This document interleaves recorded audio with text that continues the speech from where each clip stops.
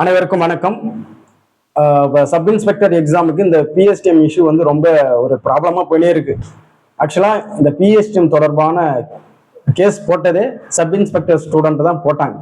இப்போ வந்து ஆளுநர் வந்து அதுக்கு ஒப்புதல் கொடுத்துட்டார்.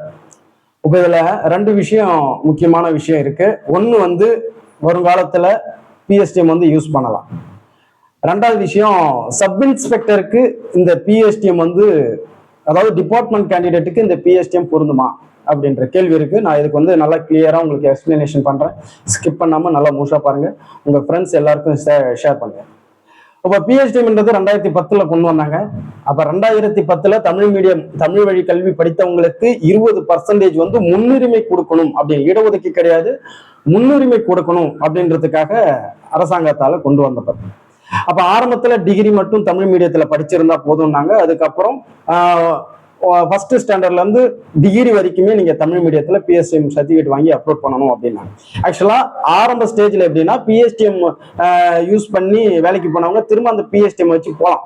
அதுக்கப்புறம் இடையில தான் என்ன பண்ணாங்க, அதை ஸ்டாப் பண்ணாங்க. பிஎஸ்டிஎம் ஒன் டைம் தான் நீங்க வந்து யூஸ் பண்ண முடியும் அப்படின்னு ஸ்டாப் பண்ணாங்க. இப்ப அதுல இப்ப நம்ம சப் இன்ஸ்பெக்டர் ஸ்டூடெண்ட் என்ன பண்ணாங்கன்னா, டிபார்ட்மெண்ட் கேண்டிடேட்டுக்கு பிஎஸ்டிஎம் நாங்க 10th கேட்டகரி வச்சு தானே வரோம், சப் இன்ஸ்பெக்டர்ன்றது டிகிரி கேட்டகரியில போகுது, அப்ப நாங்க டிகிரிக்கு வந்து பிஎஸ்டிஎம் யூஸ் பண்ணலாம் அப்படின்னு சொல்லிட்டு அவங்க வந்து கேஸ் ஃபைல் பண்றாங்க. அப்ப கேஸ் ஃபைல் பண்ணக்குள்ள ஆளுநர் வந்து 6ஆம் தேதி வந்து ஓகே இதுவும் நல்லா தான் இருக்கு அப்படின்னு சொல்லிட்டு ஆளுநர் வந்து 6ஆம் தேதி அந்த பில்லுக்கு வந்து கையெழுத்து போட்டார். அபிஷியலா கெசட்ல எப்ப ரிலீஸ் ஆகுது அப்படின்னு பாத்தீங்கன்னா 11ஆம் தேதி வந்து ரிலீஸ் ஆகுது. ஆக்சுவலா சட்டத்தோடைய சாராம்சமே என்னன்னா, எப்போ வந்து ஒரு ஆளுநர் வந்து மென்ஷன் பண்ணணும், அதாவது இந்த பீரியட்ல இருந்து இந்த பீரியட்ல இருந்து இது வந்து சட்டமா செயல்படலாம் அப்படின்னு அவர் மென்ஷன் பண்ணணும். ஆக்சுவலா அவர் அந்த பில் மசோதால கையெழுத்து போட்டதுல என்னன்னா, அது மாதிரி எதுவும் மென்ஷன் பண்ணல. கரெக்டா பாத்தீங்கன்னா 11ஆம் தேதியில கெசட்ல வருது.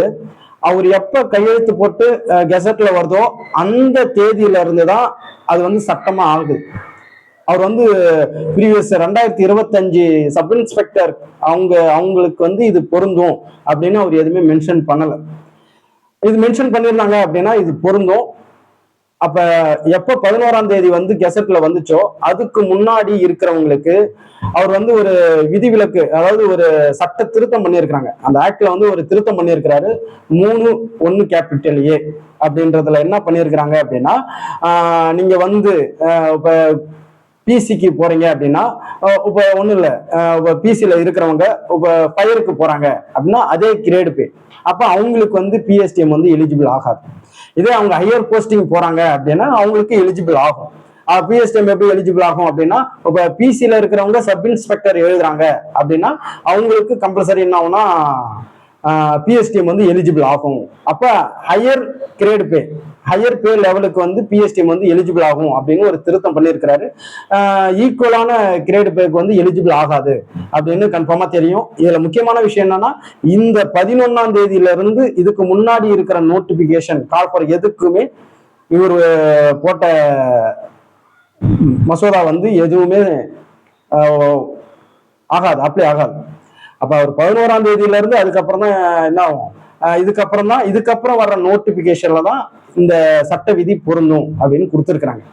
ஆக்சுவலா டிபார்ட்மெண்ட் கேண்டிடேட்டை பொறுத்த வரைக்குமே 20% உங்களுக்கு தனியாவே இருக்கு. இப்ப அதுல ஆல்ரெடி உங்களுக்கு நோட்டிபிகேஷன்ல என்ன கொடுத்துருக்காங்கன்னா, டிபார்ட்மெண்ட் கேண்டிடேட்டுக்கு 20% இருக்கிறவங்களுக்கு இந்த 20 பிஎஸ்டிஎம் வந்து பொருந்தாது அப்படின்னு நோட்டிபிகேஷன்ல கொடுத்துருக்காங்க. இப்ப அவர் என்ன, ஆளுநர் என்ன மசோதாவில் என்ன போட்டு வந்தார் அப்படின்னா, அவர் எல்லா காமன் ரெக்ரூட்மெண்ட் எல்லாத்துக்குமே டோட்டலா தமிழ்நாடு அரசு எல்லா வேலைக்குமே சேர்த்துதான் போட்டார். அப்ப சப் இன்ஸ்பெக்டரை பொறுத்த வரைக்குமே டிஎன்யூஎஸ்ஆர்பி முடிவு பண்ணணும். அவங்க என்ன பண்ணலாம் அப்படின்னா, டிபார்ட்மெண்ட் கோட்டாவுக்கும் பிஎஸ்டிஎம் எலிஜிபிள் ஆகும். ஏன்னா இப்ப ஆளுநர் ஒப்புதல் போட்டது பிரகாரம் அது வந்து அப்ளை ஆகுது. அதாவது ஒரு பிசில இருக்கிறவங்க சப் இன்ஸ்பெக்டர் எழுதணும்னு நினைக்கிறவங்களுக்கு பிஎஸ்டிஎம் கண்டிப்பா எலிஜிபிள் ஆகும் அப்படின்னு சொல்லிட்டு வருங்காலத்துல டிஎன்யூஎஸ்ஆர்பி நினைச்சு அதை ஓகே பண்ணாங்க அப்படின்னா அது செல்லுபடி ஆகும். ஆல்ரெடி நீங்க 20%க்குள்ள வரீங்க, உங்களுக்கு பிஎஸ்டிஎம்ன்றது கிடையாது அப்படின்னு அவங்க சொன்னாலும், டிஎன்யூஎஸ்ஆர்பி அதுக்கு நோட்டிபிகேஷன்ல விட்டு இருந்தாலும் அதுவும் இந்த சட்டம் பாதிக்காது அப்படின்னு தான் அர்த்தம். ஆக்சுவலா இது எல்லாமே டிஎன்யூஎஸ்ஆர்பி கையில இருக்கு. இப்ப பிஎஸ்டிஎம் செல்லுபடி ஆகுமா ஆகாதா, டிபார்ட்மெண்ட் கோட்டாவுக்கு பிஎஸ்டிஎம் செல்லுபடி ஆகுமா ஆகாதா அப்படின்னு டிஎன்யூஎஸ்ஆர்பி கையில தான் இருக்கு.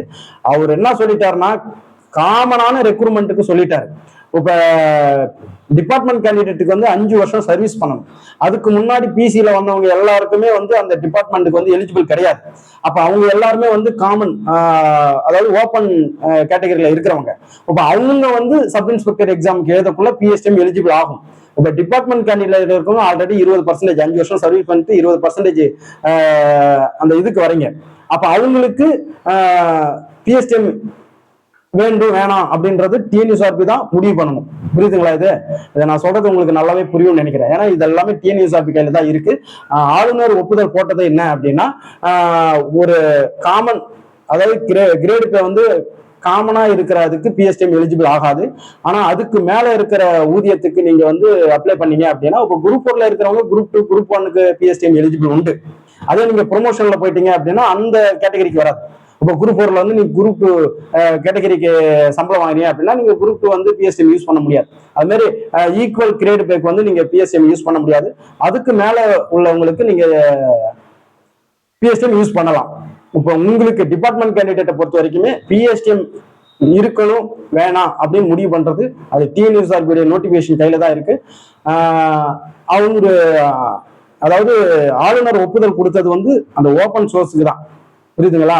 நீங்க ஓப்பன்ல எலிஜிபிளா இருக்கிறீங்க அப்படின்னா நீங்க தாராளமா என்ன பண்ணலாம், பிஎஸ்டிஎம் அந்த கேட்டகரியில வச்சு யூஸ் பண்ணலாம். ஏன்னா இப்போ டிபார்ட்மெண்ட் ஓப்பன் எல்லாருக்குமே எக்ஸாம் வந்து காமன்.